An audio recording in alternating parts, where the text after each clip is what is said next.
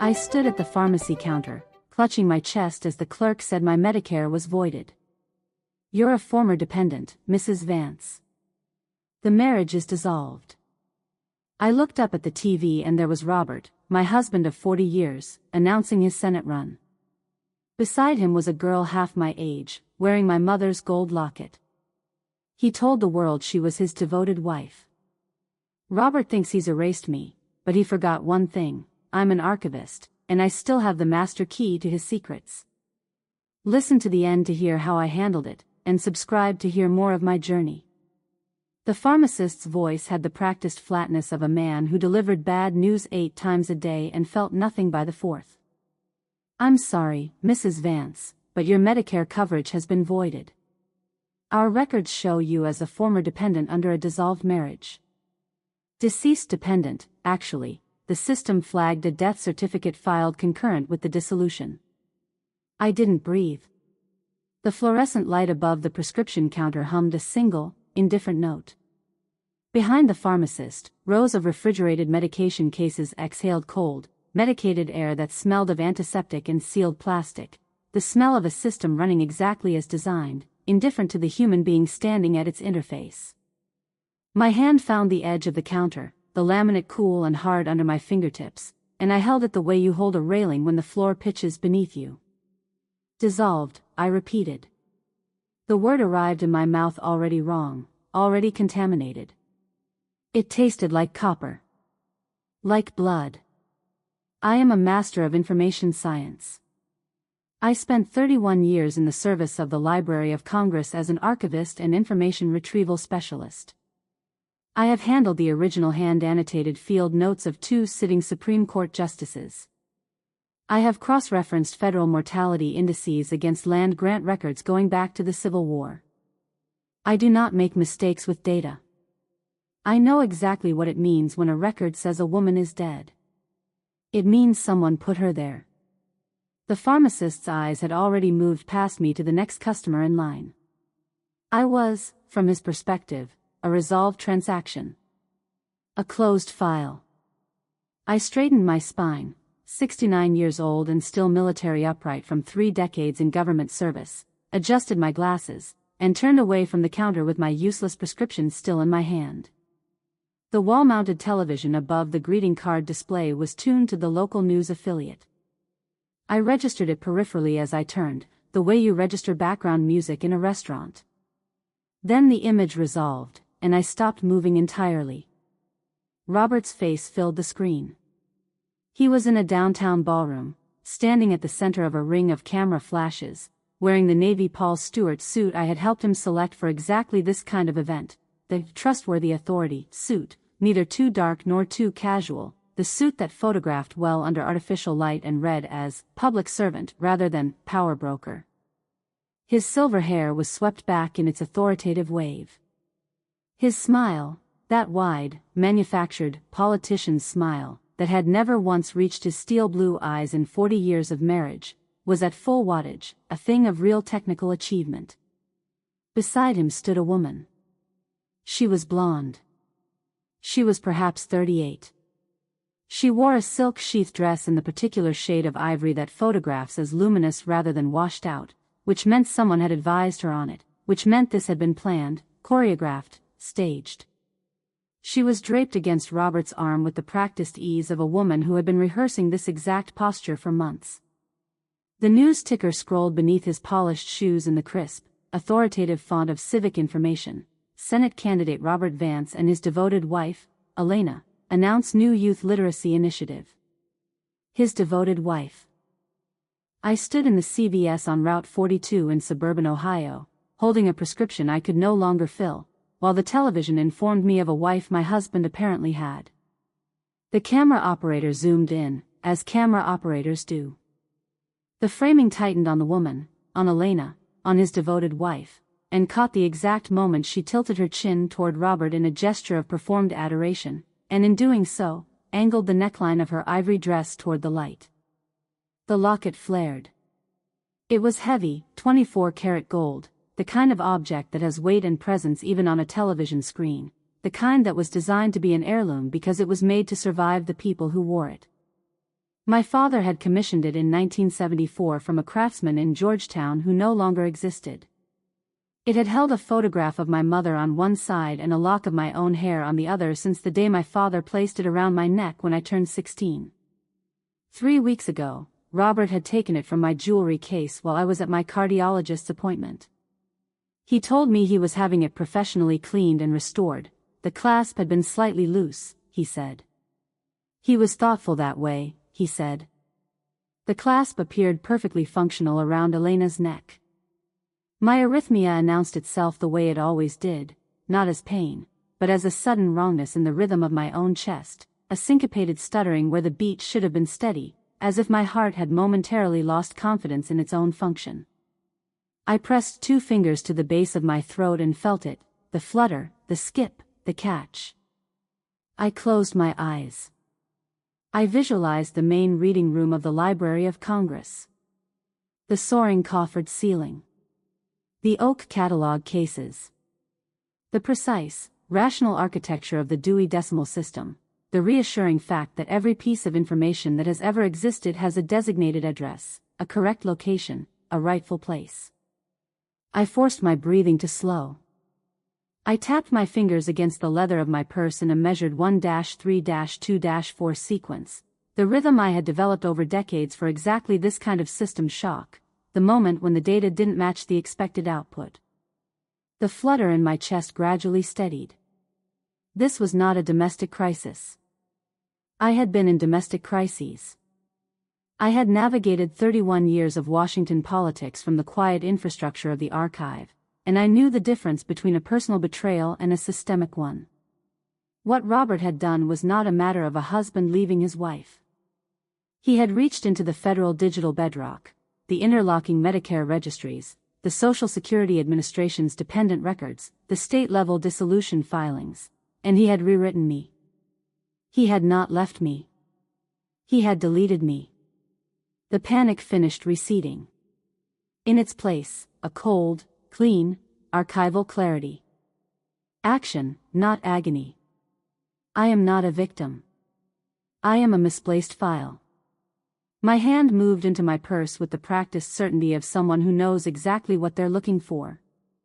Past the useless insurance cards. Past the small bottle of water and the hand cream and the reading glasses I kept as a spare.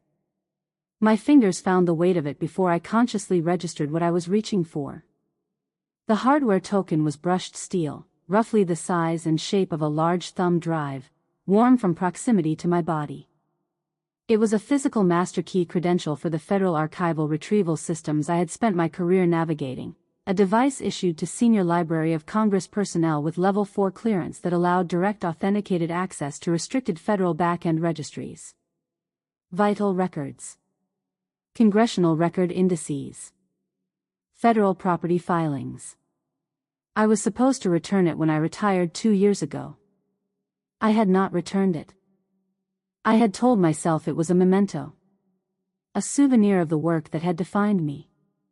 The truth, which I was only now willing to acknowledge as I stood under the fluorescent lights of a CVS pharmacy holding a prescription for cardiac medication I could no longer afford, was that some archivist's instinct, some deep, professional refusal to fully relinquish access to the systems I had helped build, had made me keep it. Robert did not know it existed. In 40 years of marriage, I had never discussed the specifics of my clearance with him. He had known, in the vague way that powerful men know things about their wives, that I worked with government records. The precise nature of what I had accessed, what I had indexed, what I knew, that had never interested him. I had been the infrastructure. Infrastructure is invisible until it fails. I closed my fingers around the token. He had turned me into a ghost. He wanted the kind that faded quietly, the kind that accepted its erasure and stopped making inconvenient claims on living people's assets. He had used his position on the Senate Judiciary Committee's Oversight Subcommittee to reach into the machinery and reclassify me, and he had done it while I was at the cardiologist, and he had done it so thoroughly that a pharmacist in suburban Ohio couldn't fill my heart medication without triggering a system flag. He wanted a ghost. I thought about the weight of the token in my hand. I thought about the federal backends I could reach with it, the vital records registries, the marriage certificate archives, the Board of Elections filing systems. He would have a poltergeist. The drive back to the estate took 22 minutes. I did not turn on the radio. I drove in silence, running the scenario through its logical branches with the same systematic rigor I had once applied to declassification requests. What do I know? What can I prove? What do I need to access, and through what channel? The gravel driveway crunched under my tires like breaking glass as I turned in through the iron gates, which stood open, I noted, flanked by two men in black tactical polos who were pretending to examine the property landscaping. Private security. Hired staff. Robert had brought them in, I realized, before today. Before the pharmacy. This had been planned for longer than 24 hours. I parked at the front portico and walked to the heavy oak door with my key in my hand. I pressed it to the lock panel. The red light blinked once, twice, 3 times. Access denied. I stood there for a moment with the rejected key in my hand, smelling the expensive floor wax drifting through the gap at the threshold, that particular scent of old money and institutional maintenance that had permeated this house for 15 years. And I allowed myself exactly 5 seconds of cold fury before I reassembled my expression into something appropriate. The door opened from the inside. The man who opened it was the one I would learn to call Marcus, broad-shouldered, square-jawed, a 5 o'clock shadow that read more tired than aggressive. He wore the black tactical polo and the earpiece of someone following a protocol. His eyes did the thing I had seen in 30 years of government work, the rapid, involuntary threat assessment, cataloging me in under 2 seconds as elderly, female, non-threatening. Then the practiced neutral mask dropped back into place.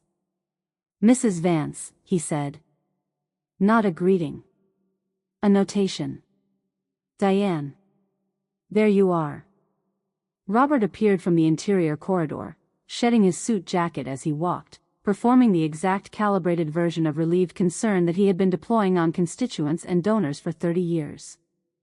His silver hair was still perfectly coiffed, which told me he had been in the house long enough to compose himself after the gala but had not yet changed, which meant the timeline was tighter than he was presenting.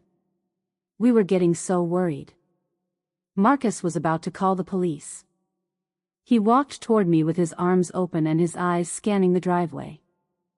Checking for witnesses. Checking for cameras.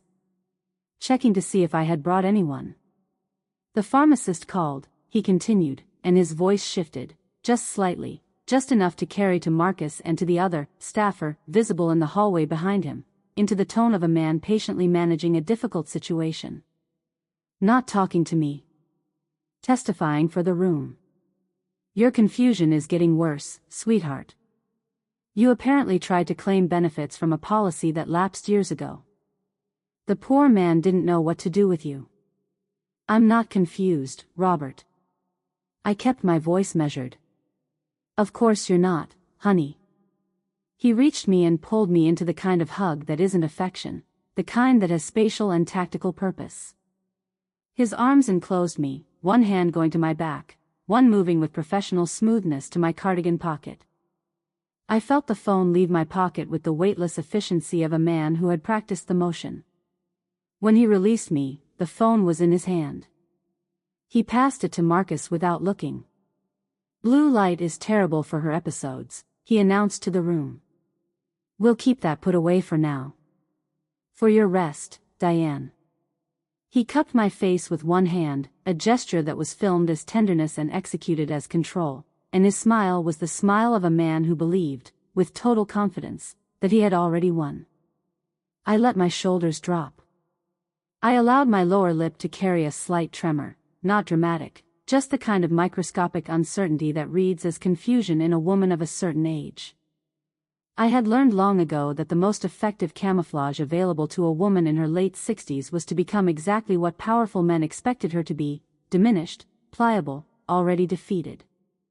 I don't understand, Robert, I said, making my voice thin and slightly querulous. The man at the pharmacy said we weren't married. He smiled. It was the most unguarded expression I had seen on his face in years, pure, unmediated triumph, surfacing for just a second before the political mask reasserted itself. It's the dementia, honey. The confusion. You're mixing things up. It's okay. He turned to Marcus. Can you help her upstairs? She needs rest. I followed Marcus down the corridor with my gait slow and deliberate, my head slightly down, the very portrait of a woman whose grip on reality had loosened. I did not let him see me mapping the hallway cameras, one at the corridor junction, one at the base of the stairs, both angled for coverage of the approaches, leaving a 6-foot blind spot against the east wall where the library entrance was. I filed it. Marcus unlocked the bedroom door with a key card, replaced the physical locks, I noted, and held it open with the impersonal courtesy of a hospital orderly. I entered. He clicked the lock from the outside. I stood in the center of the room for 10 seconds, listening. His footsteps receded down the hallway. A radio crackled faintly somewhere. The central air hummed its single low note. I moved to the bedside table. The amber vial of my cardiac medication, metoprolol, 50 milligrams, for the arrhythmia diagnosed 8 years ago by Dr. Krishnamurti at Cleveland Clinic, was gone. The table held only the lamp base, a coaster, and the ghost of a ring-shaped stain where the vial had sat for the past 3 years. I checked the drawer. Empty. I checked the vanity, the bathroom cabinet, the suitcase in the closet that I had never unpacked from our last trip to Scottsdale. Nothing. The landline sat on its cradle by the window, and I crossed to it and lifted the handset. Silence, the particular dead silence of a line that has been physically disconnected. I followed the cord to the baseboard jack and found what I already expected, the copper wires, neatly snipped, the frayed ends like cut nerves.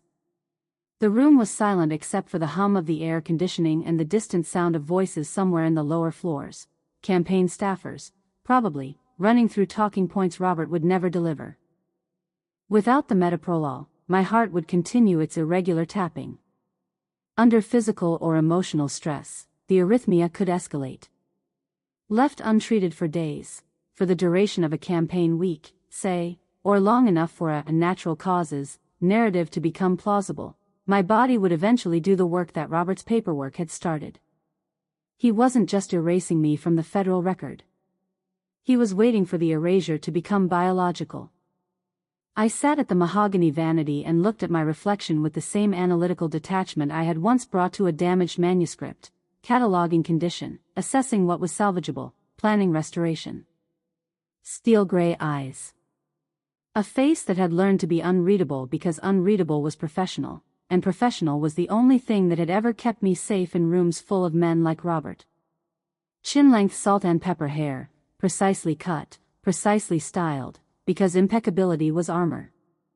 A faint surgical scar at the collar of my blouse, a small silver parenthesis marking the cardiac procedure from 6 years ago, the first time my heart had tried to betray me, before I understood the importance of staying ahead of the body's tendency toward disorder. I was 69 years old. I had spent 31 years learning the architecture of the most powerful information systems in the federal government. I had handled materials that shaped legislation, resolved inheritance claims worth tens of millions, and provided the archival foundation for 3 separate federal investigations. I had navigated the institutional politics of an agency with 11,000 employees and a 2.5-century mandate. I had done all of it quietly, thoroughly, and without a single disciplinary notation in my personnel file. Robert had been in politics for 22 years. He had 1 MBA, a network of donors, and the confidence of a man who had never once been told no by a woman who had the technical capacity to say it convincingly. I opened my purse and withdrew the hardware token. I set it on the polished surface of the vanity, under the warm light, and I looked at it. Then I began to tap my fingers against the wood in a steady 1-3-2-4 sequence. Not from anxiety. From focus. The rhythm of a system coming back online. The record never lies. Robert had changed the record. That was, in data terms, an error, an unauthorized overwrite of verified source material. In archival practice, there is a protocol for exactly this situation. You locate the original document. You file a discrepancy notice. You restore the truth to its correct location in the system. And then you make absolutely certain that the person who introduced the error cannot introduce another one. He thought he had cleared the archives. He thought he had deleted a confused old woman and replaced her with a clean, compliant new file. He had forgotten the most fundamental principle of information science, the one that had guided 31 years of my professional life and that I now held, in brushed steel and federal credentials, in the palm of my hand. Nothing is ever truly deleted. Sleep was not something I attempted. Instead, I stood at the second-story landing in the dark, 3 inches behind the window frame where the angle of the exterior floodlights created a shadow I could occupy without being visible from below, and I watched Marcus work his patrol. He was precise about it, the way military men are precise about physical routines, not because they enjoy the ritual, but because the body learns to perform it while the mind goes elsewhere. 6 minutes per circuit of the perimeter, following the flagstone path from the east gate around the back terracing and returning via the driveway. 30 seconds of stillness at the iron gate itself, facing outward, his broad back to the house. His silhouette against the manicured Ohio lawn was a rigid vertical line, and it was the rigidity that interested me, not the posture of a man surveilling property he valued, but the locked stillness of a man containing something. Every time his circuit brought him past one of Robert's campaign signs, the red, white and blue vans for Senate placards that had colonized the estate grounds like a corporate land grab, the muscle in Marcus's jaw tightened. I could see it from 20 feet above and through glass, which meant it wasn't subtle. It was the involuntary micro-expression of a man who had learned to perform neutrality but hadn't yet managed to make it run all the way to the bone. He was not here for Robert Vance. He was here for a paycheck. Those were not the same thing, and the distance between them was the precise dimension of the lever I needed. I filed the patrol rhythm. I filed the jaw. I stood in the dark and waited. The arrhythmia announced itself without ceremony. I was sitting on the edge of the bed, running through the logical branches of what I had access to and what I needed, when my heart simply missed. A sharp, jagged flutter, like a bird throwing itself against a window, followed by a hollow silence that lasted a second longer than silence should. My breath caught. I pressed my fingers to my throat and felt the rhythm trying to re-establish itself, stumbling, finding its footing again with the grim determination of a runner who has tripped but refuses to fall. Without the metoprolol, the electrical system governing my heart was operating without its stabilizing signal. The episodes would become more frequent. The intervals between beats would lengthen. The lightheadedness would come first. I had been here before, after the cardiac procedure 6 years ago, in the 3 days before Dr. Krishnamurti had calibrated my dosage correctly, and after the lightheadedness, if no intervention occurred, the events themselves. Robert knew this.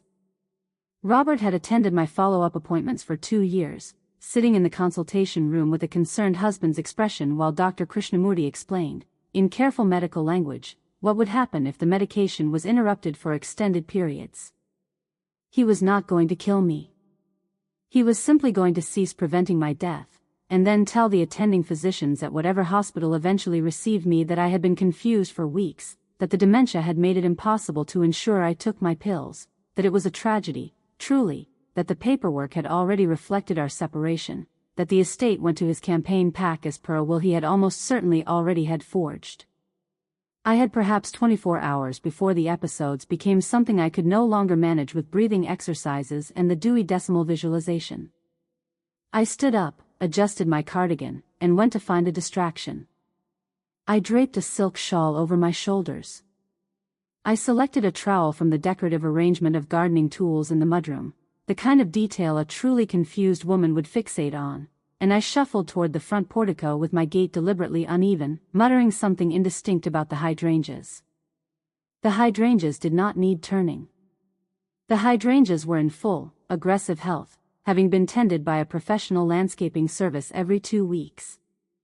But a woman in the moderate stages of cognitive decline would not know this, and more importantly, a woman in the moderate stages of cognitive decline would need to be stopped at the door rather than questioned. Marcus materialized from the shadow of the stone archway before I had cleared the portico steps. He had not run, he had simply been there, which meant he was watching the camera feeds on a device somewhere, which was useful information. He planted himself with the practiced ease of a man who had blocked exits before, not aggressively, not with any physical contact, simply occupying the space between me and the gravel driveway with the implacable density of a load-bearing wall. "Back inside, Mrs. Vance." His voice was a low rumble, calibrated to be firm without being alarming, the tone of a man who had been given specific instructions about optics. "The senator says the heat is bad for your heart." I looked up at him. The tactical polo he wore had a frayed edge at the left cuff, not fresh fraying, the kind that comes from repeated washing and the reluctance to replace a garment that still functioned. His earpiece was the standard issue variety, not the upgraded model Robert's inner campaign circle used. He was, I noted with the particular clarity that comes from 30 years of reading documents for what they didn't say as much as what they did, a man who was being paid precisely enough to keep him dependent and not enough to make him comfortable. A man living on the margins of someone else's empire. "Of course," I said meekly, and shuffled back inside. In my room, behind the third shelf of a glass-fronted bookcase holding first-edition encyclopedias that Robert had purchased for their appearance rather than their content, I retrieved the slim tablet I had put there 4 months ago.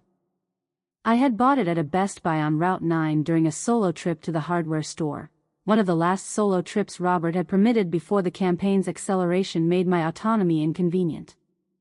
I had paid cash.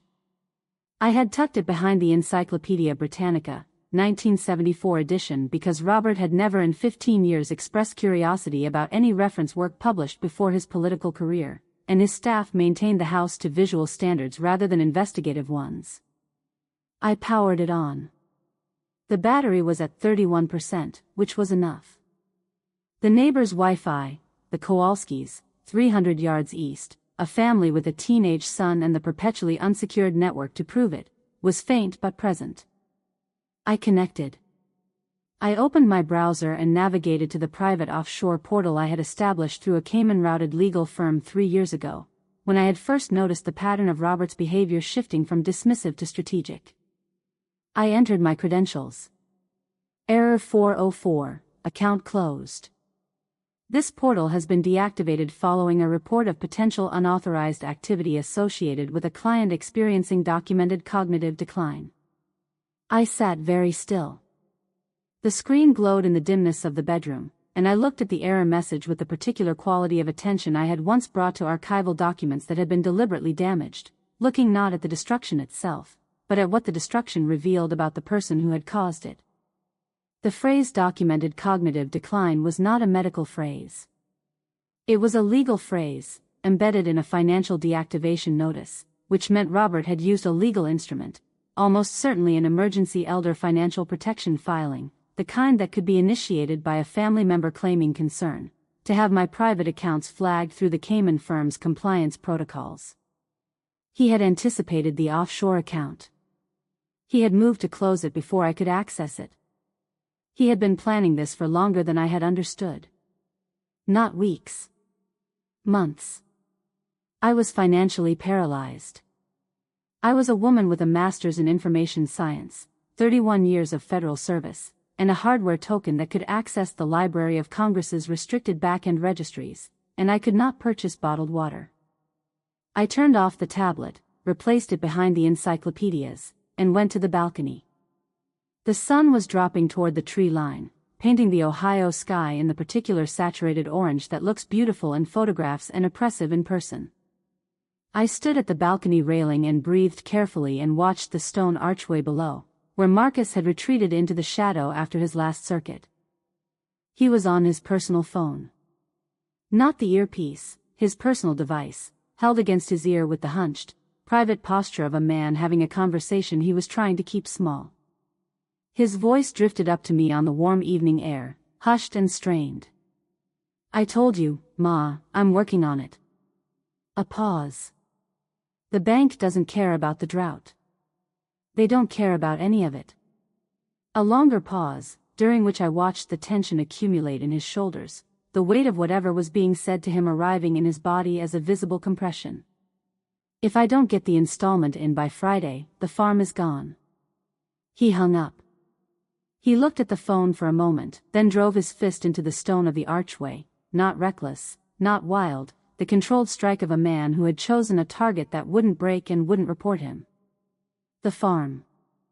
The words detonated something in the archival vaults of my memory, the part of my mind that had spent years cross-referencing the Vance family holdings as a professional obligation before Robert had decided my professional usefulness had a retirement date. The word farm landed and the filing system opened, and I stood very still while it ran. Thorne. The name surfaced from the index with the quiet certainty of a document that had been correctly filed and never touched since. Marcus Thorne. I closed my eyes and let the archive take over. Project Greenbelt. 2016, I had catalogued it myself, at Robert's request, framed as due diligence on a series of rural property acquisitions in the Muskingum Valley. I had built the spreadsheet that tracked the parcels, their owners, their assessed values, their water rights, their liens. I had done it with the thoroughness I brought to everything, which meant I had also read the supporting documentation, the county surveyor reports, the shell company filings, the series of legal interventions that made what should have been a straightforward drought-related foreclosure crisis into something more precise and more deliberate. Parcel 402. Thorne Family Farm. 312 acres of valley floor, prime position relative to the irrigation channel that fed the eastern portion of the county's agricultural land.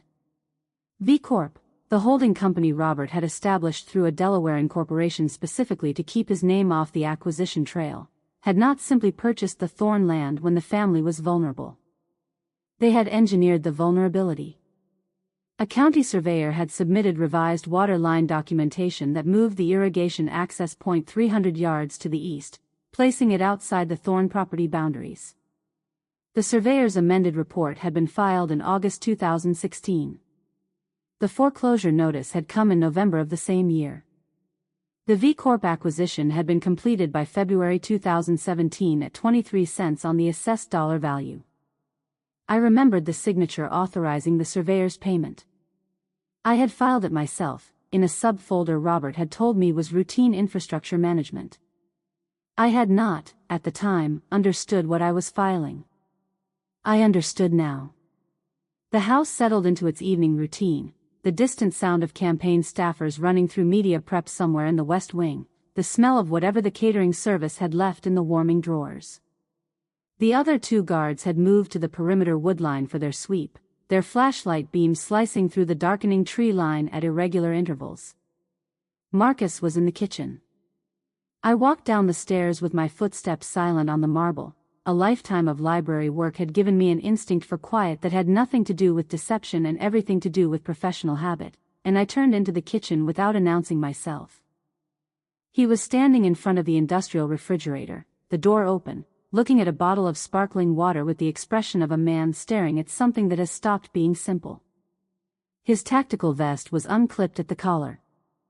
His earpiece hung loose against his shoulder. He looked, in that unguarded moment, profoundly tired. I crossed to the center island and sat down on one of the stools.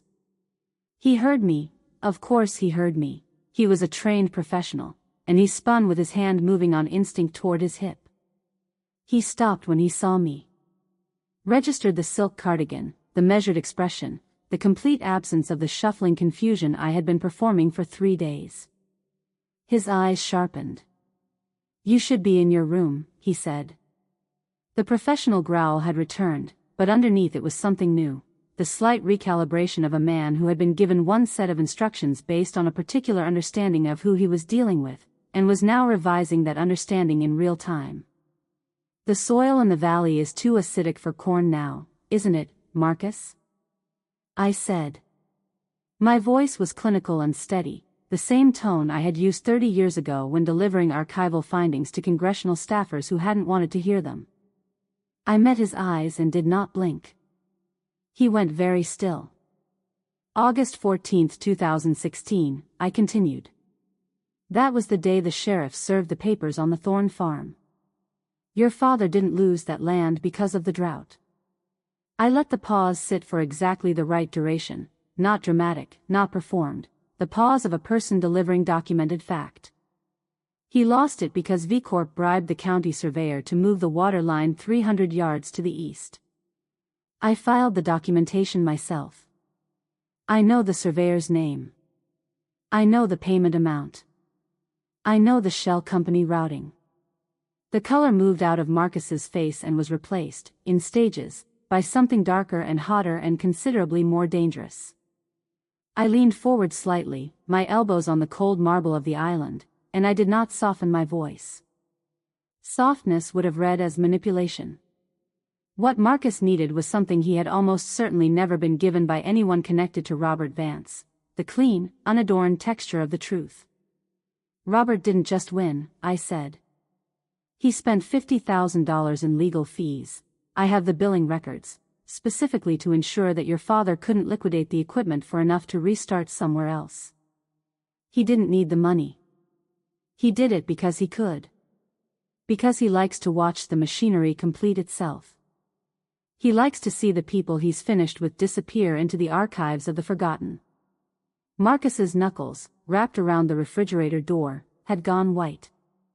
He wasn't looking at me anymore. He was looking at some middle distance that had nothing in it except the past. I was not playing on his pity. I had no use for pity in this kitchen at this moment. What I was doing was something I had learned in 31 years of working with information in rooms full of people who wanted that information suppressed. I was giving a man the documented truth about something that had been done to him, and I was letting the truth do its own work. The rage that was building in Marcus's body was not mine to direct. It belonged to him.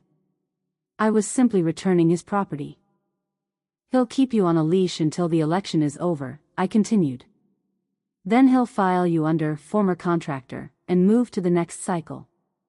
It's what he does with people he's used up. I reached across the marble, not touching his hand, simply placing mine within his field of vision, a deliberate, unhurried gesture. I'm not asking you to break the law. I'm not asking you to help me run. I'm asking you to let me access the federal archival systems with my credentials, and in return I will give you the documented evidence to file a civil suit for the full assessed value of that land, plus damages for the irrigation fraud. 312 acres at current market rate, Marcus. Plus compound damages. We're talking 7 figures. Silence. The expensive floor wax. The hum of the refrigerator. The distant sound of a campaign staffer's laughter somewhere in the West Wing. Marcus looked at the security camera mounted in the corner of the kitchen ceiling, the wide-angle lens that fed to the monitor bank in Robert's home office, the one that would show this conversation as 2 people standing in the kitchen if the audio wasn't captured, which it wasn't, because Robert had installed video monitoring but not audio, because audio created legal liability he preferred to avoid. Then Marcus looked at me. He looked at me for a long time, with the eyes of a man performing a calculation that had more variables than simple risk assessment, a calculation that included his mother's phone call, and a bank's indifference to drought, and a Friday deadline, and 31 years of being on the wrong side of the kind of machinery that men like Robert Vance operated without consequence. His hand moved. Not toward his gun. Toward his tactical vest. The senator has a dedicated uplink in the office, he said. His voice had dropped to something barely above a murmur. He'll see if you touch it. Then don't use his, I said. He reached into the bag tucked against the far wall, his personal kit, the kind of ruggedized go bag that private security contractors kept packed for extended deployments, and withdrew a laptop. Gray plastic casing, scratched and practical. And beside it, a small black device the size of a deck of cards, a satellite hotspot. The kind that established its own encrypted connection independent of any local network Robert could monitor. He slid both across the island.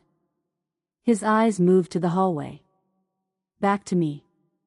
He was breathing through his nose, a controlled, deliberate effort. 10 minutes, he said. Then I have to log you as sleeping. If he finds out, he stopped. started again. If he finds out, I'll say you stole it while I was on perimeter. I pulled the laptop toward me. The plastic was warm from proximity to his body, and I noted the weight of it, solid, real, a physical object in a situation that had been entirely composed of abstractions and forgeries for the past 3 days. I set the hardware token on the surface beside it. 10 minutes, I agreed. I looked up at him once, briefly.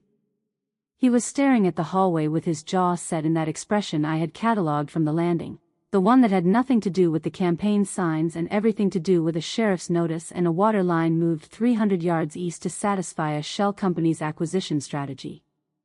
For what it's worth, I said quietly, your father was not forgotten. I filed every piece of that transaction. The record exists. It's waiting. Marcus said nothing. But the line of his jaw shifted, fractionally, imperceptibly, in the way that documents shift when you turn them to a different light and the watermark becomes visible. I opened the laptop and began to work. The blue light of Marcus's laptop turned the kitchen into a cave, and I was its only inhabitant. My fingers found the keyboard with the muscle memory of 30 years, the particular angle of wrist, the slight forward lean that my body had learned before desktop computers had names anyone remembered. I plugged the hardware token into the USB port and watched the authentication sequence begin, the archaic green text on the black background of the Federal Archival Bridge, an interface so old it predated the political careers of half the men in Robert's donor network. There was something deeply satisfying about that. Robert's world ran on polish and optics and the careful management of appearance. This interface didn't know what polish was. It only knew whether your credentials were valid. Mine were. The system opened. I felt it the way I had always felt it in the reading rooms at the Library of Congress, not as power, exactly, but as access, which was a more precise and more honest word. The federal archival back-end was the nervous system of the state, and I was inside it, and for the first time in 72 hours my hands had stopped trembling. My heart was still misfiring in its irregular, unnerving way, but the data was steady, and I let the steadiness of the data anchor me. Marcus stood at the kitchen doorway with his back to me, watching the hallway. I had 9 minutes. The Maryland Vital Records vault was 3 layers deep, navigable only if you knew the legacy directory structure that predated the 2019 interface overhaul. I knew it. I had helped design the cataloging architecture for the pilot program in 2003. I found our marriage certificate in 40 seconds. It was there, the original, unedited digital master, filed in 1985, the year Robert and I married in a small ceremony at a chapel in Annapolis because neither of us had wanted the spectacle. His signature and mine, witnessed by 2 colleagues from my early career at the Smithsonian. The document was exactly as it should be, clean and official and irrefutably real. And below it, in the transaction logs that the public-facing portal would never show but that the administrative back-end preserved as a matter of federal record-keeping law, I found the fingerprint of what had been done to it. A deletion request. Timestamp 22 days ago. The submitting IP address resolved to a dedicated line registered to the Vance for Senate campaign headquarters on Broad Street in Columbus. He hadn't just altered the record. He had submitted a formal deletion through official channels, using credentials borrowed from someone on the Senate Judiciary Oversight staff, and he had done it from a machine that was traceable. He had been so certain of his own insulation, so confident that no one with the access to find this would ever look, that he had not bothered to route it through a proxy. Robert was a man who believed in his own invisibility. It was, I had always known, his fundamental architectural flaw. I didn't just download the certificate and the transaction log. I took screenshots of the IP resolution data, the timestamp chain, the credential trail. I compiled them into a single encrypted packet and uploaded it to a private server I maintained through a law firm in Delaware that Robert also did not know existed. Then I opened the State Board of Elections administrative portal. The Data Discrepancy Notice Protocol was a bureaucratic instrument, dry, procedural, unglamorous, which was precisely why it was effective. It had been designed as a system integrity tool, a way for authorized personnel to flag inconsistencies between federal vital records and state candidate filings without triggering a public disclosure process. What it did trigger, automatically and non-negotiably, was an internal audit. The system did not care that Robert Vance was the leading Senate candidate in Ohio. The system cared that a credential-verified inconsistency existed between a candidate's marital status as filed with the board and the status reflected in the Federal Vital Records database. The system treated this the way it treated all syntax errors, as something to be resolved before certification could proceed. I filled out the DDN form with the precision of someone who had spent 3 decades ensuring that federal documentation was complete, accurate, and defensible. I attached the marriage certificate. I attached the deletion request log. I attached the IP resolution data. My finger hovered over the submit key. This was not a dramatic moment. Drama was Robert's medium, the grand gesture, the performed emotion, the calculated revelation. This was something quieter and, in my estimation, considerably more powerful, a bureaucratic corrective, filed through proper channels, by a credentialed user with documented cause. I pressed enter. The confirmation screen loaded. Notice submitted. Reference number DDN 2024 OH 7741. Audit initiated. Estimated processing 3 to 5 business days. I exhaled for what felt like the first time since the CVS pharmacy. The DDN was the foundation. But a foundation wasn't a building. And 3 to 5 business days was 3 to 5 business days during which Robert would continue to exist in the world as a Senate candidate with a devoted wife and a literacy initiative and my father's fortune. I needed leverage of a different order, something immediate, something that could reach him during the gala, something that operated in the same register as the thing he cared most about. His money. I knew the structure of the campaign accounts. I had helped establish the original investment portfolios in the early years of his political career, when we had still been a functional partnership rather than an archivist and the man who had decided he was finished needing an archivist. The 401k he had converted into an operational war chest was a legacy account, the kind established before the current multi-factor authentication protocols had become standard, retrofitted with MFA as a compliance requirement but still running on the underlying architecture of a much older system. Any transfer over $50,000 required physical MFA confirmation.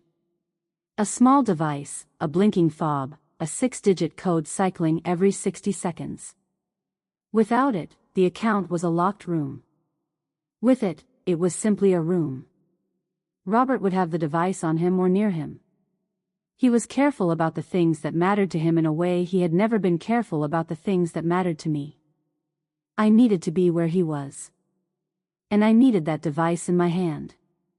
Marcus's quiet voice came from the doorway. 2 minutes. I closed the sessions, cleared the browser cache, and disconnected the hardware token. I need to get to the gala, I said.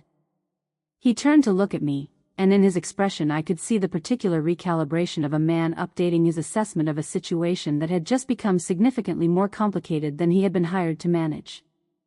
Sleep, he said firmly, for the benefit of any ears in the hallway. I met his eyes and nodded once, with the obedient weariness of a confused elderly woman who had exhausted herself. We understood each other. The house was restless with campaign energy the following afternoon, staffers moving through the corridors with the purposeful urgency of people who believed they were adjacent to something important, the smell of expensive cologne and damp wool drifting up from the foyer where Robert was conducting a briefing, his voice carrying the particular carrying quality of a man who had spent decades ensuring that he was always the loudest person in any room. I listened from the hallway landing. 6 staffers. Robert at the center. The focus entirely downward, poll numbers, talking points, the evening's program order. The energy directed outward, toward the gala, toward the cameras, toward the performance of a candidacy reaching its crescendo. No one was looking up. I moved down the hallway in my silk slippers, my footsteps absorbed by the runner, and reached Robert's home office. The keypad displayed green, the staff had been cycling through all afternoon, and someone had propped the bolt in the open position with a campaign lanyard looped through the handle. The kind of security lapse that happens when everyone assumes someone else is managing it. I caught the door before the lanyard could slip free and stepped inside. The office smelled of single malt scotch and the particular quality of arrogance that accumulates in rooms where only one person's judgment is ever consulted. The mahogany desk was immense, designed to communicate something about the man who sat behind it, and I crossed to it without looking at the bookshelves or the framed photographs or any of the other carefully arranged signals of significance. First drawer, campaign correspondence, a legal pad, a pen. Second drawer, a burner phone still in its packaging, a USB drive labeled media, approved only, a flask. Third drawer, the velvet-lined cufflinks box. I opened it. The MFA generator sat inside, small and black, its LCD screen displaying 842 to 911. I picked it up. The plastic was cool and light, almost insultingly ordinary for what it represented. I slipped it into my cardigan pocket and turned for the door. The bolt engaged with a sound like a gunshot. I pulled the handle. It didn't move. I turned around.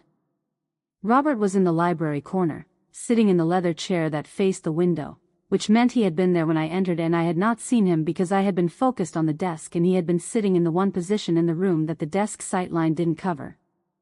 His silver hair caught the last angle of afternoon light coming through the plantation shutters. He was holding a tablet in his lap, and his face held the expression I had feared most throughout this entire exercise, not rage, not desperation, but calm. Serene. Satisfied. The expression of a man watching a mechanism complete itself exactly as designed. "You always were a creature of habit, Diane," he said. His voice was almost tender. The rhythmic tapping. The archival obsession. You could never leave a file alone once you knew it existed. He stood. He walked toward me with the unhurried gait of a man in a room with locked doors, and he turned the tablet so I could see the screen. It was a monitoring suite, not the estate security system, but something more specific. A network analysis display, showing traffic data on a satellite hotspot connection. Marcus's hotspot. The one Marcus had told me was unmonitored. "I gave him that device," Robert said pleasantly. 2 weeks ago. Told him it was his personal equipment allotment. He tilted his head, studying me. "I needed you to access the federal systems, Diane. Unauthorized access to restricted government databases by a non-credentialed former employee who retained equipment she was required to return. That's a federal crime. The commitment papers needed something ironclad, something that would hold up when the facility's lawyers reviewed it. You've given me something better than a diagnosis." He paused. "You've given me a felony." The victory I had felt, the clean, cold satisfaction of the DDN submission, the marriage certificate retrieved, the audit triggered, turned to ash in my chest. Not slowly. All at once, the way a file corrupts. I had not been a poltergeist running through the wires. I had been a rat, and the maze had been built for me. The office door opened. 2 men came through it, not campaign staffers, not in any functional sense, though they wore the lanyards. They were built for a different category of work entirely, and they moved with the quiet efficiency of people who had been waiting outside for a signal. One of them took my arms from behind, his grip clinical and complete, and guided me into the high-backed leather chair with a force that was carefully calibrated to leave no marks. I couldn't fight him. My arms were 69 years old and my heart was misfiring and the arrhythmia had been building for 3 days without medication. I sat in the chair and breathed and tried to think, and Robert leaned in close with the smell of his peppermint breath mints filling the air between us, and I thought, this is what the end of a plan looks like from the inside. "You're not an archivist anymore, Diane," he said softly. "You're just a patient." He reached into my pocket and removed the MFA generator. Then he pried the hardware token from my fingers, I had been gripping it without realizing, a reflexive clutch, and held both of them up between us, displayed with the quiet satisfaction of a man completing a collection. The record never lies? He smiled.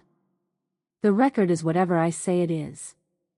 He set the hardware token on the floor and placed his heel over it and pressed down with a deliberate, measured weight until the plastic cracked and then shattered with a sound that registered in my chest like something breaking that wasn't plastic.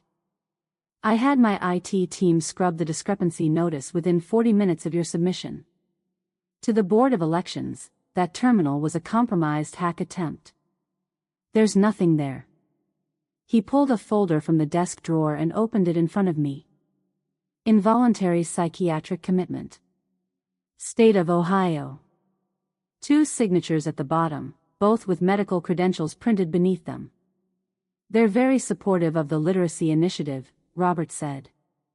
Enthusiastic donors, actually. They've agreed that today's break-in, combined with the existing diagnosis documentation, constitutes a psychiatric emergency. You'll be transported to a private facility tonight. Quiet. Well-staffed. Completely secure. He patted my cheek once, with the side of his hand, a gesture so coldly paternal it made my skin contract. No internet. No archives. Just rest. He straightened. Adjusted his silk tie in the mirror above the sideboard, a quick, practiced motion, a man making himself ready for a stage. The Senate smile assembled itself in the reflection, piece by piece, like a mask being fitted. Enjoy the gala on the news, he said, turning toward the door. It'll be the last thing you see of the outside world for quite some time. He spoke briefly to the 2 men, keep her here, ambulance in an hour, sedative if she has an episode, with the brisk, dismissive efficiency of a man issuing instructions to furniture. Then the door closed. The bolt engaged. His footsteps receded down the hallway, even and unhurried, already in the rhythm of the evening's performance. The room was silent except for the campaign noise drifting up from the lower floors, and the sound of my own breathing, and the increasingly erratic tapping of my heart against the inside of my ribs. One of the men, Miller, I would learn, though I didn't know his name then, positioned himself by the door with his arms crossed and his eyes in the practiced middle distance of a man performing patience. The other moved to the window and looked out at the darkening lawn. I sat in the leather chair. My chest burned. Not sharply, not the stabbing clarity of a heart attack, which I had been told to watch for, but with a dull, spreading heaviness that settled behind my sternum like ballast. The arrhythmia was accelerating, the misfires coming closer together, my heart cycling through its frantic compensatory rhythms without the medication that would have simply told it, gently and chemically, to slow down. 3 days without metoprolol. Physical stress. Emotional stress. The particular category of despair that comes from discovering that your victory was a trap. Robert had won. That was the thought I sat with, in the leather chair, in the locked office, while his campaign noise drifted up through the floor. I pressed my fingers to my throat and counted the beats and looked at the shattered pieces of my hardware token on the floor and tried to find, in the wreckage of the plan, the one thing that Robert had not accounted for. He had accounted for Marcus's hotspot. He had accounted for my archival instincts. He had accounted for the DDN filing, the marriage certificate, the federal back-end access. He had accounted for all of it, had, in fact, used all of it, weaponized my own methods against me with a thoroughness that was, in its way, a terrible kind of tribute to how well he had observed me over 40 years. But there was one variable in the room that Robert had not been present for. The kitchen. The island. Marcus's face when I had told him about parcel 402 and the water line moved 300 yards east. Robert had given Marcus the hotspot as a leash. He had not given Marcus the truth about his father's farm. And the truth, once delivered, could not be undelivered. That was the most fundamental principle of information science, the one that predated every system and protocol I had ever worked with. Nothing is ever truly deleted. I closed my eyes. I pressed my hands flat against the arms of the chair. I counted my own heartbeats and waited to see whether the variable I had planted would resolve in time. The world tilted. It happened the way my cardiologist had described it would if I ever let the arrhythmia go untreated long enough, not dramatically, not with the cinematic clarity of a collapse, but with a quiet, systemic betrayal. A cold sweat materialized across my forehead with the suddenness of a spilled glass, oily and immediate. My vision didn't go dark, it narrowed, contracting from the periphery inward until I was looking at the mahogany desk through something that felt like the wrong end of a telescope. My heart, which had been misfiring for 3 days in its stumbling, irregular way, stopped compensating and started simply failing, not a flutter anymore, not the syncopated skip I had learned to manage with breathing and visualization, but a sustained, jagged vibration that I could feel in my ears, a sound like a failing engine trying to turn over and finding nothing to catch. I couldn't play the frail old woman. I was the frail old woman. My forehead hit the mahogany desk. I registered the impact distantly, the way you register things when the body has already begun the process of redirecting resources away from the parts that report back to consciousness.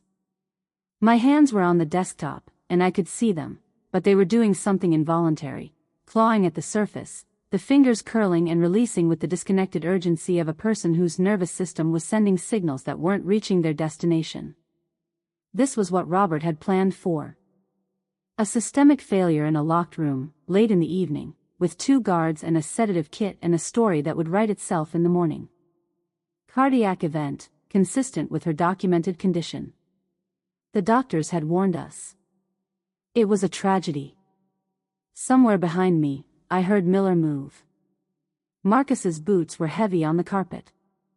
I know this because I heard them, measured, deliberate, the footsteps of a man approaching a decision rather than a body. He crossed to where I was slumped over the desk and I felt his hand on my shoulder, turning me, assessing. He looked at my face. He looked at my hands, still making their involuntary reaching motion. He looked at the gray undertone my skin had taken on in the past hour, the particular colorlessness that happens when the body begins routing blood away from the surface. Then he looked at Miller. Miller had the sedative kit open. He was moving with the calm efficiency of someone following a protocol, not panicked, not conflicted, simply executing a procedure that had been outlined for this contingency. If she has an episode, use the sedative in the kit. Robert's instructions, delivered with the brisk practicality of a man who had accounted for this variable and resolved it in advance. I watched Marcus's face from the narrow, telescoping pinprick of my remaining vision. I watched the moment when the decision happened. It wasn't dramatic. It didn't look like resolve or heroism or any of the things that decisions look like in stories. It looked like a muscle releasing, the jaw that had been locked tight since the first campaign sign, the shoulders that had been carrying a posture of professional containment for years, the eyes that had been carefully directing their resentment at the middle distance rather than at its source. It looked like a man who had finally run out of reasons to stay still. "She's not breathing, Miller," Marcus said. His voice was sharp and loud and saturated with a panic that was completely convincing and completely manufactured, the performance of a man who had apparently spent years in environments where projecting certainty was a survival skill. He stepped between Miller and the sedative kit with his body, not his hands, occupying the space, making Miller redirect. "She's having a massive stroke. Do you understand what I'm telling you? If she dies in the senator's office before the cameras go live tonight, we are all going to federal prison as accessories to elder neglect." Miller stopped. The sedative kit stayed open on the desk. Miller looked at it, then at me, then at Marcus, running the calculation that Marcus had specifically designed to interrupt his previous calculation. "I'm taking her in the private transport," Marcus said, already moving, his voice taking on the bark order quality of someone who had decided that the loudest voice in a room becomes the authority in a crisis. He grabbed the medical kit and turned to the other guard by the window. "You, clear the back service entrance. Now. Miller, call the senator. Tell him the package is leaking and I'm handling transport. Go. Go." And because chaos is the enemy of individual judgment, and because Robert had staffed this operation with men trained to follow the loudest credible voice when clarity evaporated, they went. Marcus hauled me up from the chair with an arm around my back and one under my knees, lifting with the efficiency of someone who had carried dead weight before and had not found it remarkable. I was aware of being moved, of the leather chair disappearing beneath me, of the office ceiling replacing the desk in my narrowed field of vision, of the cool air of the service corridor after the stuffy closeness of the locked room. He carried me through the back of the house, through a corridor I had never used, past the industrial kitchen entrance and out through a service door that opened onto the side drive where a blacked-out transit van sat with its engine running in a low, predatory idle. The back doors opened from the inside. The man in the driver's seat had Marcus's square jaw and none of his professional containment, younger, angrier, with the raw-edged energy of someone who had agreed to something he wasn't entirely certain about. He looked at me, then at Marcus, and said nothing. Marcus loaded me into the back with careful haste, not gentle, exactly, but deliberate. He was managing a deadline, and pulled the doors shut behind us. The van moved immediately, gravel scattering under the tires as we accelerated down the service drive, the iron gates of the estate appearing in the rear window and then shrinking and then disappearing as we hit the main road and the driver opened up the engine. Marcus ripped his earpiece out. He held it for a second, looking at it, and then he lowered the window 2 inches and dropped it onto the asphalt at 60 miles an hour. He pressed 2 fingers to my wrist, checking my pulse with practiced efficiency, his eyes moving between my face and the road ahead.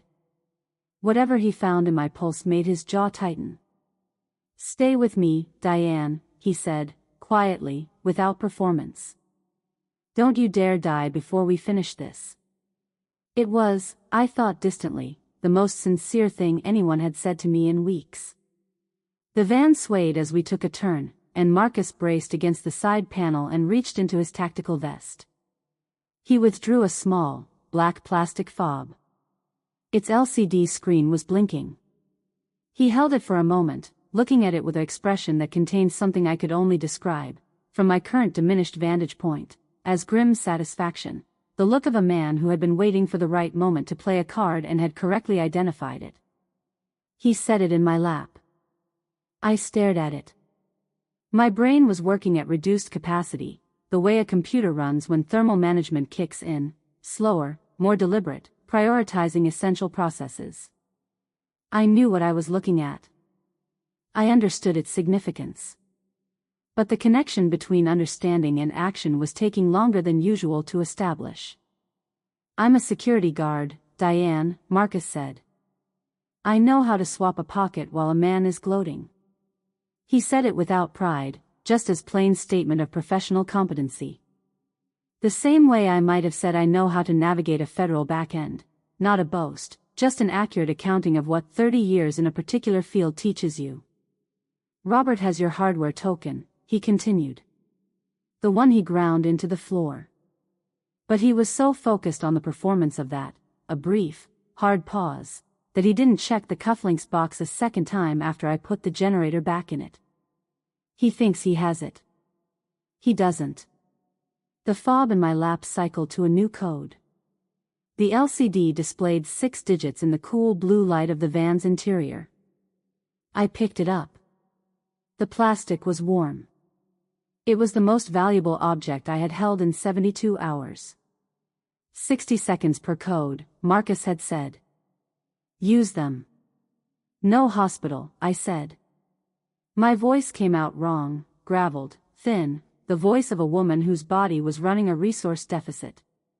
But it was clear. "The hospital is where Robert's people are.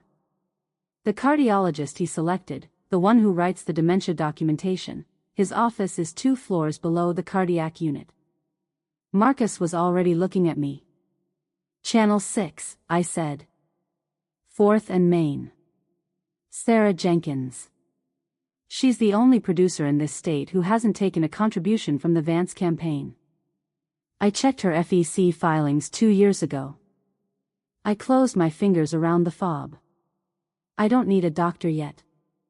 I need a camera and a fiber uplink. My heart can hold on that long." Marcus looked at his brother in the front seat. His brother looked back in the rearview mirror. "Do it," Marcus said. I leaned back against the van wall, the MFA fob in my hand, and I made a decision that the archivist in me recognized as the only logical one. I would not waste whatever time my heart had left on surviving. I would spend it finishing the file. I looked like a woman who had recently been held prisoner without medication for 3 days, because I was. The Channel 6 lobby was bright and climate-controlled and smelled of the particular institutional coffee that television studios maintain as a matter of round-the-clock operational necessity. The receptionist looked up from her desk and registered, in visible sequence, my disheveled salt and pepper hair, my skin that had taken on the color and texture of old parchment, my silk cardigan with its careful structuring now rumpled in a way that good silk is not supposed to rumple, and the 2 large men flanking me. Her hand moved toward her desk phone. "I need Sarah Jenkins," I said. "Tell her Diane Vance is in the lobby. Tell her I have the master records on the Vance candidacy, the marriage certificate, the deletion request, the IP logs, and the bigamy documentation. Tell her she has approximately 10 minutes to decide whether she wants the biggest story of the decade or whether she wants to explain to her executive producer why she let it walk out the door." I said it the way I had delivered archival findings to congressional staffers for 30 years, without drama, without pleading, with the flat, complete authority of someone presenting documented fact. Sarah Jenkins's name had been in my mental index since 2 years ago, when I had run a systematic review of Ohio media figures and their campaign donation histories and found, in her column, a consistent and notable absence. She was the only one who hadn't been bought. I had filed that fact away at the time without knowing why. The archive had known before I did. The receptionist made the call. Sarah Jenkins was 43, sharp-featured, with the controlled energy of a person who had been waiting for something to justify the vigilance she'd been maintaining for years. She came through the studio door and stopped when she saw me, and I watched her run the same assessment the receptionist had, the state of me, the guards, the hour, the context of the Senate frontrunner's wife appearing in her lobby looking like this, and I watched her arrive, in approximately 4 seconds, at the correct conclusion. "Mrs. Vance." "Diane," I said. "I have the unedited Maryland marriage certificate from 1985. I have the federal deletion request filed from the campaign headquarters IP address 22 days ago. I have the transaction logs proving Robert's new marriage constitutes bigamy under federal statute." I paused to let my heart catch up with my intentions. "I have everything I need to end his candidacy, his freedom, and his access to my father's fortune in a single broadcast segment. The question is whether you want to be the person who put it on air, or whether you'd like to make a phone call first and give him 40 minutes to prepare a response." Sarah Jenkins looked at me for exactly the length of time it takes a good journalist to verify that the person in front of her is not a crank and is not delusional and is, in fact, what she appears to be. "Studio B," she said. "Now." The studio lights were merciless and I was grateful for them. They bleached everything to a clinical flatness that left no room for softness or ambiguity, and I did not want softness or ambiguity. I wanted the lights that government hearing rooms used, the lights that made everything visible, the lights under which forgeries became legible and performances became transparent. I sat at the broadcast desk while a floor producer attached a lavalier mic to my cardigan collar with hands that were professionally steady despite her evident awareness that something significant was happening, and I looked at the camera and I did not look away. The red light came on. 3, 2. "My name is Diane Vance," I said, and my voice, to my genuine surprise, was completely steady. "I am 69 years old, a retired archivist of the Library of Congress, and I am the legal wife of Ohio Senate candidate Robert Vance. I am here tonight because the federal records have been altered to suggest otherwise, and I have the documentation to prove it. I did not use notes. The archive doesn't use notes. I walked through it in the order that made logical sense, the order that built from foundation to structure, the Maryland marriage certificate, displayed on the monitor behind me in its original unedited form, the 1985 date and our signatures readable from the camera angle Sarah's team had set up in the 40 seconds they'd had to prepare. The deletion request, timestamped 3 weeks ago, the IP address resolved to the campaign headquarters on Broad Street in Columbus. The transaction log showing the credential chain, who had submitted the request, through which federal portal, using whose oversight access. I showed them the locket. I described the pharmacy. I explained what deceased dependent means in a Medicare registry and who has the institutional access to file it. I did not perform outrage. I did not cry. I presented the record the way I had presented records for 31 years, with the dry, precise authority of someone for whom the truth was simply a matter of correct documentation, and documentation was simply a matter of knowing where to look. Robert had spent 40 years watching me work and had never understood that the reason the archive was powerful was not because of any particular document. It was because the person navigating it knew the system better than the system knew itself. While Sarah led the segment, her questions crisp and targeted, a journalist who had been waiting for this material and knew exactly what to do with it, I was working. Marcus's ruggedized laptop sat on my knees, below the desk line, connected via a cable Marcus's brother had procured in the 7 minutes between the van and the studio to the building's secure fiber uplink. The fiber connection was fast, stable, and, critically, entirely separate from any network Robert monitored or could access. I opened the VCorp account interface. The 401k Robert had been using as a campaign war chest was, at its architectural foundation, an old system. I knew its foundation because I had been present when it was established, had reviewed the initial paperwork, had organized the documentation for our accountant in the early years when Robert had still needed my organizational capacity to function. I knew the back-end access pathways the way you know a house you've lived in for decades, not from a blueprint, but from 1,000 small navigations in the dark. The MFA fob cycled. I watched the digits change. 392 to 104. I entered the code. The transfer interface opened. Robert's security protocols had been modified, I found, to suppress the standard alert notifications for transactions initiated from certain IP addresses, his own additions, designed to allow him to move campaign money without generating the paper trail that compliance protocols required. He had created a hole in his own security architecture for his convenience. I used his hole.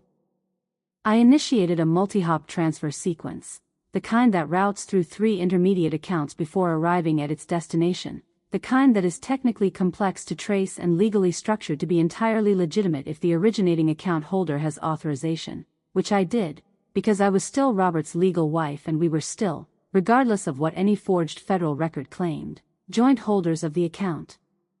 The destination was a private offshore trust established in the Cayman Islands by my father in 1984, the year before our marriage, transferred into my sole name upon his death. Robert had known the account existed in the abstract way that he had known about my federal career, as a background fact, an institutional detail, something that functioned below the level of his attention. He had never found the account number. It had never been on any document he had access to. I had never told him. I watched the transfer progress bar move. On the studio's monitor wall, the bank of screens Sarah's team used to track competing broadcasts and live feeds, the gala appeared. Robert was at the podium. He was mid-sentence, his silver hair perfectly lit by the event photographers, his Senate smile in full deployment, his hand moving in the practiced gesture he used when he wanted to communicate both authority and accessibility, the open palm, the slight forward lean. Behind him, the ballroom's enormous display screens had been running his campaign video on a loop, aerial footage of Ohio farmland, testimonials from supporters, the carefully curated imagery of a man who understood this place and its people. The screens behind him flickered. They cut to Channel 6. They cut to me. I watched Robert's face on the monitor as the ballroom screens showed him the live broadcast, showed him the desk, the studio lights, the Maryland marriage certificate displayed in its unedited original form, and his wife of 40 years explaining to the state of Ohio, with the calm clinical authority of a federal archivist, exactly what he had done and exactly how she could prove it. I watched the Senate smile. It didn't fade, exactly. Fading implies a gradual process, a dimming. What happened to Robert's smile was more structural than that. It was the expression of a man whose internal architecture had just registered a catastrophic load-bearing failure, the face reorganizing itself around the sudden absence of the certainty that had held it in place. The charm evaporated. Underneath it was something older and smaller, the face of a man who had, for the first time in his life, been outmaneuvered by someone he had genuinely believed was no longer capable of outmaneuvering anyone. His phone began to vibrate in his jacket pocket. He looked down at it. He looked at the screens. He looked at the camera, at me, on the screens, looking back at him from a television studio, with the particular quality of a man searching for an exit and finding only the record. The transfer completed. The V Corp 401k balance, which had stood at approximately $4.2 million before I began, displayed a new figure. $0. The two FBI agents came in from the left side of the gala stage, and they came in without theater, no announcement, no dramatic pause, the quiet purposeful movement of people executing a warrant who had no interest in the performance of authority because they were the actual thing. They wore windbreakers with the letters visible, and they walked directly to Robert with the directness of people who had been watching the Channel 6 broadcast from wherever they had been stationed and had received a phone call approximately 4 minutes after I went live. The Board of Elections audit had moved faster than 3 to 5 business days. It had, I suspected, moved at the speed of a federal agency that had received documented evidence of records fraud by a Senate candidate, reviewed the IP logs, pulled the credential chain, and made several phone calls in the 72 minutes between my DDN submission and the moment Robert had told me it had been scrubbed. The scrubbing, I now understood, had not been as complete as Robert had believed, or perhaps the board had been watching the terminal that submitted the notice more carefully than Robert had anticipated. Either way, they were there. They caught his arms the way his staffers had caught mine, one on each side, efficient, complete, no room for negotiation. The handcuffs made no sound that reached the television microphones, but I could see the motion, the wrists pulled together, the steel clasp. Robert looked at the cameras. He looked at the screens showing the broadcast. He looked through both of them and appeared, for just a moment, to be looking for me, looking for the woman he had deleted, the woman he had locked in an office, the woman whose hardware token he had ground into the floor as a demonstration of the permanence of his authority. I was already closing the laptop. Elena, the woman in the ivory silk sheath, his devoted wife, the woman wearing my father's locket, was already moving toward the nearest exit, her eyes forward, her body language the universal language of a person who has assessed a situation and determined that proximity is no longer advantageous. The locket caught the light one more time as she turned. I noted it, filed it, and let it go. The file was complete. 3 months later, the air in Florida is salt-thick and warm, a humid weight that sits on the skin like a compress. Not unpleasant. The way that things that are good for you are sometimes not pleasant, but the way that rest is not pleasant when you have spent 40 years in motion. My cardiologist here, a woman named Dr. Osei who has the manner of someone who takes both her work and her patients seriously, has adjusted my medication and tells me my rhythms are stabilizing. She says this with the satisfaction of a professional whose system is running correctly, and I appreciate her more than I have told her. I sit on the porch in the mornings. The gulf is visible between two live oaks from this angle, a strip of flat gray-blue that catches the light differently at different hours. I have a first edition manuscript in my lap, a 1931 pressing of a federal survey document I acquired through an estate sale in Tallahassee, the kind of thing that has no monetary value and immense archival interest, which is my preferred ratio. My iced tea sweats on the table beside me. Robert is in a federal correctional facility, facing 10 years on records fraud and bigamy charges. His attorney, the one he retained after the campaign attorney declined to take a criminal defense case, has filed 2 motions that have both been denied. The literacy initiative has been quietly dissolved. The PAC funds, which had been intended to receive my father's estate assets, were frozen at the point of transfer by the federal forfeiture proceedings. The Board of Elections certification was revoked. The seat went to his opponent by default. Elena, his devoted wife, emptied what remained of his liquid personal accounts within 48 hours of his arrest. She was, I had to acknowledge, thorough.